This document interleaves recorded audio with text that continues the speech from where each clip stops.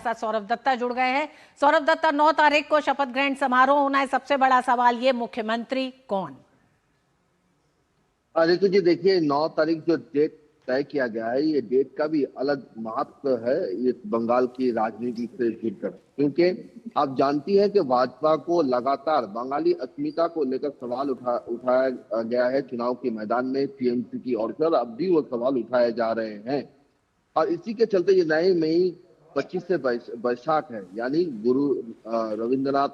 गुरु रविंद्रनाथ ठाकुर का जन्म जयंती है। बंगाली के घर घर में, हर घर में आपको एक रविंद्रनाथ ठाकुर का एक बुक या फिर गाना कुछ ना कुछ जरूर मिलेगा। बंगाली के मन में बसते हैं रविंद्रनाथ ठाकुर। तो उसी दिन को भाजपा की जो नई सरकार बंगाल में बनने जा रही है, उसकी शपथ ग्रहण का समारोह का दिन चुनकर ये साफ तरीके से ये मैसेज दिया गया है उन खेमे को, टीएमसी के उन लोगों को जो बार बार भाजपा को बाहरी मुद्दे पर भाजपा का आलोचना की। दूसरी बात यह है कि मुख्यमंत्री कौन। देखिए, जब पहले चरण का वोट हुआ था, तब पहले चरण के वोट के बाद जब गृह मंत्री अमित शाह ने बंगाल दौरे पे आकर उन्होंने कहा था कि 110 से भी ज्यादा सीटें इस पहले चरण में ही हो गया है, भाजपा की सरकार होगा, कोई अगर मगर की अब कोई गुंजाइश नहीं है। तो तब पूछा गया था कि सीएम कौन बनेगा, तो गृह मंत्री अमित शाह जी ने साफ कहा था कि सीएम वही बनेंगे जो बंगाली मीडियम में, बंगाली स्कूल से पढ़े बड़े, बंगाल में पढ़े बड़े। जी सौरभ, अभी क्या नामों पर कोई मंथन शुरू हुआ है? देखिए, बीजेपी पार्लियामेंट्री बोर्ड की एक बैठक है। बैठक के बाद आज देर रात राजनाथ सिंह, केंद्रीय मंत्री राजनाथ सिंह वो बंगाल आएंगे, ऐसा खबर मिल रहा है। और उसके बाद बैठक होगा। बैठक के बाद, जैसे आपने कुछ देर पहले मेंशन किया, जो बंगाल के जो दायित्व में जो सेंट्रल लीडरशिप थे, जो बंगाल के जो लीडरशिप है, समीक भट्टाचार्य, शुभेंदु अधिकारी, दिलीप घोष और भी जो बड़े नेता है, उनके साथ बैठक होगा। और बैठक करने के बाद ही कौन मुख्यमंत्री होगा उसके ऊपर चर्चा होगा। नामों की अगर बात करें तो देखिए, ये भारतीय जनता पार्टी ऐसी पार्टी के पिछले अगर कुछ सीटों में आप देखें तो चर्चित नामों से सीएम हुआ है ऐसा देखा नहीं गया है। उसमें भी एक सरप्राइजिंग एलिमेंट रहा है। तो इस बार बंगाल में भी ऐसा होगा कि नहीं, वो भी देखना चाहिए। लेकिन अगर आप इस समय की बात करें तो ये तो तय है कि ममता बनर्जी को हराने वाली जो कैंडिडेट जिन्होंने हराया, शुभेंदु अधिकारी, एकदम ममता बनर्जी के घर पर हराया, उनके मोहल्ले पर हराया, और एक बार नहीं, दो बार। तो शुभेंदु अधिकारी का नाम निश्चित, ये मुख्यमंत्री कौन बनेगा मुख्यमंत्री, उसमें सबसे आगे शुभेंदु अधिकारी का ही दावा एक तरह से बनता है, जिस तरह से ममता बनर्जी को उनके गढ़ में 2 बार उन्होंने हराया है। हमारे साथ शेखर अय्यर भी मौजूद हैं। शेखर अय्यर साहब, भारतीय जनता पार्टी की इस जीत की परिभाषा अगर मैं आपसे पूछूं तो कैसे आप परिभाषित करेंगे इतनी बड़ी जीत को? एक तो एक बड़ा क्रांति है, पश्चिम बंगाल में क्रांति हुआ है। वो क्रांति सुशासन के लिए हुआ है। आपने शुरुआत में कई फैक्टर्स की बात की, वो सारा फैक्टर्स के साथ साथ अगर जो जो जो सबसे बड़ी बात है, जिस तरह की उन्होंने जो पुअर गवर्नेंस जो देखा ममता की है, जो कुशासन उन्होंने देखा है, उससे मुक्ति पाने की एक सीमा पार हो चुकी थी। देखिए, आप उनको मुक्ति चाहिए, वो देख चुके हैं 5 साल, 10 साल, 15 साल। और इस 15 साल में जो बंगाल की जो हालत बनी है, कोई भी क्षेत्र ले लीजिए, शिक्षा ले लीजिए, स्वास्थ्य ले लीजिए। शेखर साहब, अपनी ज्यादातर रैलियों में 19 रैलियां प्रधानमंत्री नरेंद्र मोदी ने की, 2 बड़े रोड शो किए। रोड शो भी उन इलाकों में किए जो ममता बनर्जी के गढ़ कहे जाते हैं।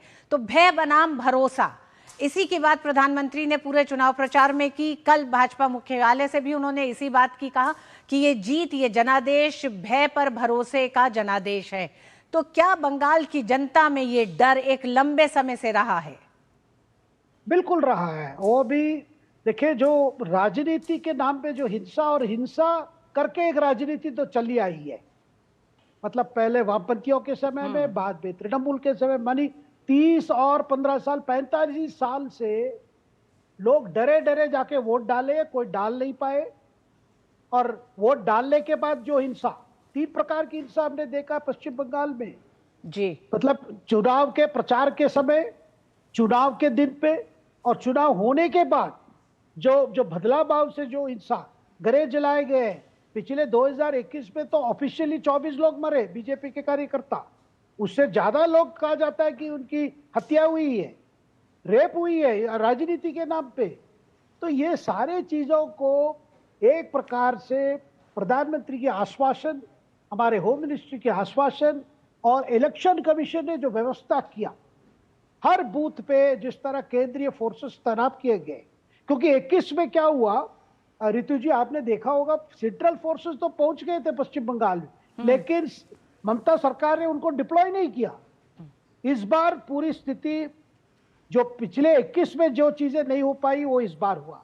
यानी पहली बात, जो एसआईआर की बार बार आलोचना होती है, एसआईआर के माध्यम से जितने फर्जी वोटर्स थे, यानी जो मर चुके थे, उनके नाम पे वोट डाला जाता था, लगातार डाला जाता था, वो नंबर 1 वो हट गए। दूसरी बात, जो बूथों में सुरक्षा नहीं थी, बूथ में घुस के जाके करते थे। तीसरी बात, ये डर का माहौल पैदा करके कोई वोट जाने डरता था अगर कोई बम गिर गया, उस माहौल को खत्म किए। और तीसरी बात, काउंटिंग के समय जब वोट काउंट किया जाता है, गिना जाता है, उस समय जो सुरक्षा, देखिए काउंटिंग पोल के बाहर कई इस बार भी कोशिश की गई थी तृणमूल की तरफ से, लेकिन जो सुरक्षा व्यवस्था ऐसा रहा, कोई भी जगह पे काउंटिंग डिस्टर्ब नहीं हो पाई, जिसकी वजह से आप देख रहे हैं कि लोगों को पहली बार लग रहा है भाई जो शेखर साहब, एसआईआर प्रक्रिया को लेके दोनों चरणों में चुनाव से पहले लगातार मुखर थी ममता बनर्जी, बार बार सुप्रीम कोर्ट तक पहुंच रही थी, एक नैरेटिव गढ़ने की कोशिश भी कर रही थी और एक मैसेज भी दे रही थी अपने वोटर्स को कि वो एसआईआर के खिलाफ जो चुनाव आयोग कर रहा है, भारतीय जनता पार्टी मिलकर कर रही है, उसके खिलाफ। लेकिन इस पूरे जनादेश में क्या आपको लगता है, जब 21 लाख लोग वोट करने निकले हैं, जो नए वोटर्स के तौर पर भी देखे गए, तो उसमें एसआईआर का गुस्सा जनता के बीच नहीं था जो एक गढ़ने की कोशिश की गई, बल्कि एसआईआर का समर्थन दिखाई दिया है, क्योंकि एसआईआर के साथ बांग्लादेशी घुसपैठियों को निकालने की जो एक पूरी प्रक्रिया शुरू होगी, अवैध वोटर्स को हटाने की प्रक्रिया शुरू होगी, अब उसका समर्थन ये जनादेश दिखता है। बिल्कुल, देखिए एसआईआर में जो जो बातें ममता कह रही है, तृणमूल जो कह रहा है, उसका कौन जिम्मेदार है? ये इतना विलंब से क्यों शुरू हुआ? किसने रुकावट पैदा की? जिसने कोर्ट कचहरी में जाके इसको रोकने के लिए कितनी कोशिश की गई, जिसके वजह से उसमें टाइम डिले हुआ। लेकिन उसके बावजूद जितना एक्सरसाइज कंप्लीट किया गया, और जो लोग रह गए, देखिए जो लोग रह गए उनका भी अभी चलेगा, एजुकेशन चलेगा। लेकिन ममता ने अगर कोऑपरेट करती, जैसे केरला में हुआ, वहां भी वामपंथी सरकार, कोई बीजेपी सरकार नहीं है, उन्होंने कोऑपरेट किया। तमिलनाडु में हुआ एसआईआर, कोई दिक्कत नहीं है। केवल पश्चिम बंगाल में इतना बड़ा हंगामा करके उसको ना होने देना, और उसके बावजूद आपने क्या देखा, जिनके पास वोट का अधिकार था, जिनका प्रॉपर ये मतलब वोटर कार्ड लेकर, जिनके पूरे जो जेन्युइन वोटर थे वो जाके वोट डाले। हाँ, देखिए इससे बड़ा स्पष्ट होता है, जहां फ्री एंड फायर, जो हम बार बार कहते हैं फ्री एंड फायर पोलिंग, अगर फ्री एंड फायर पोलिंग होता है तो लोग अपने चुने हुए सरकार को वोट दे सकते, चुने हुए पार्टी को। शेखर साहब, कुछ डेटा आपके सामने रखती हूँ। जैसे पश्चिम बंगाल की 293 सीटों में जहां 20% मुस्लिम आबादी है, उसमें 2021 में ये करीब करीब 153 सीटें हैं ऐसी।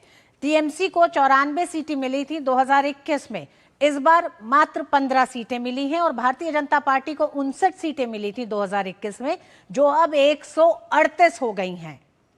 यानी 3 गुने और 4 गुने का फर्क ये दिखाई देता है। तो इस फर्क को आप कैसे देखते हैं? देखिए ममता ने जिस तरह राजनीति की है, ये तुष्टीकरण लेकर, अपीसमेंट पॉलिटिक्स जो रहा, जिसकी वजह से तो ये हिंदू वोट का कंसोलिडेशन के तौर पे ही इसे देखा जाए, या सुरक्षा व्यवस्था इतनी पुख्ता थी कि जनता नहीं की, एक भय का माहौल हमेशा रहा?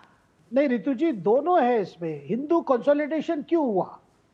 क्योंकि 15 साल से आपने जिस तरह एक माहौल बना दिया, ये इस तरह की अपीसमेंट कर दी, जो लॉ एंड ऑर्डर में प्रॉब्लम क्रिएट किया, कि हिंदुओं पे आक्रमण, हिंदू पे अटैक, हिंसा, जिसके वजह से लग रहा, और खास करके जो घुसपैठियों पर कोई कार्रवाई नहीं है, उनको वोटर बनाया जा रहा है और उनकी डोमिनेशन हो रही है। देखिए ये बात हमें समझना चाहिए, कोई भी पार्टी 15% हो या 30% के वोट के पीछे भागेगा तो बाकी को वोट पे तो ऑटोमेटिक रिएक्शन होता है। देखिए सेकुलरिज्म के नाम पे जो चीजें वहां हुई, जिसकी रिएक्शन हुआ, और दूसरी बात, आप ऐसे माहौल खराब कर दिया, मतलब इतना बिगड़ गया मामला कि भाई वोट डालना ही एक आपने मतलब वो खतरा है। और दूसरी चीज रितु जी ये बताइए, सुशासन के नाम पे क्या है भाई? कुछ लोक कल्याण कार्यक्रम पहले से चल रहा है, लक्ष्मी भंडार चलता आया, और नए क्या है? देखिए बंगाल की जो बुनियादी समस्या है, देखिए बेरोजगारी, किसानों की हालत, उस पर क्या ममता की तरफ से क्या सोल्यूशन था? जी हाँ, प्रधानमंत्री ने कल कहा है कि पहली कैबिनेट में ही आयुष्मान भारत योजना को लागू किया जाएगा।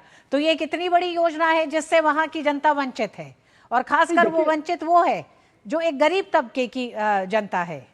देखिए जो गरीब है, अति गरीब है, उनके लिए ना कोई स्वास्थ्य का कोई व्यवस्था था, ना शिक्षा की हालत। आप जानते हैं क्या हालत है वहां स्कूलों की, टीचरों की इतनी राजनीति है, टीचरों की भर्ती में भी आप देखते हैं कितने करप्शन हुआ, स्कैम हुआ। देखिए और ये चलता आएगा, ये पता नहीं, मुझे कोई लगता है ऐसा कोई पॉलिटिकल पार्टी नहीं है जो सोचेगा कि ऐसा मैं करता जाऊंगा और 50 साल में जी मतलब शासन करूंगा। शेखर अय्यर साहब, अंत में एक सवाल। एसआईआर को मुद्दा आलोचकों ने भी बहुत ज्यादा बनाया, और हम जानते हैं विपक्षी पार्टियां हो और आलोचक हो, लगातार भारतीय जनता पार्टी पे इसको लेकर प्रहार करते रहे हैं। लेकिन जो नतीजे आए हैं, जो प्रचंड जीत है, ये जीत मान लें अगर 20 सीटों के साथ होती, 25 सीटों के साथ होती, तो शायद एसआईआर का मुद्दा तब भी जीवित रहता। क्या आपको लगता है कि विपक्ष को मुद्दा विहीन कर दिया इस प्रचंड जीत ने भारतीय जनता पार्टी की? इस पे कोई संदेह नहीं है। आप डेटा लेकर देख लीजिए, जहां पे एसआईआर की वजह से बहुत लोग कटे हैं वहां कोई बीजेपी नहीं जीती है। और जो एसआईआर में कोई पर्टिकुलर धर्म का कटा है किसी का और बाकी किसी का नहीं कटा, ये भी नहीं है, वो फैक्ट्स नहीं है। भाई देखो, एसआईआर को हो सकता है एसआईआर और पहले शुरू करते, लेकिन एसआईआर में रुकावट जबरदस्त डाला गया ताकि वो विलंब हो गया।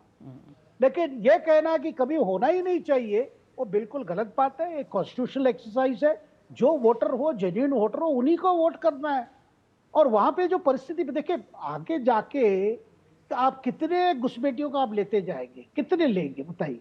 बिल्कुल, भ्रम और भय की स्थिति में भी मतुआ वोटर्स का वो ऐसा समुदाय रहा जो 30 से तकरीबन 40% सीटों पर एक बड़ा परिवर्तन करता, जिसकी उम्मीद ममता बनर्जी को थी, क्योंकि जिस तरह से एसआईआर की प्रक्रिया हुई उसमें कुछ एक तरह से कुछ नाम कटे जिनका अपना एक रोष था। लेकिन प्रधानमंत्री नरेंद्र मोदी के आश्वासन पे वो मतुआ वोटर्स भी, वो पूरा समुदाय खुलकर भारतीय जनता पार्टी के साथ आया, जिसने इस प्रचंड जीत को और मजबूत किया है। शेखर साहब, बहुत बहुत धन्यवाद। अब सबकी नजरें होंगी 9 मई को शपथ ग्रहण समारोह में। आखिर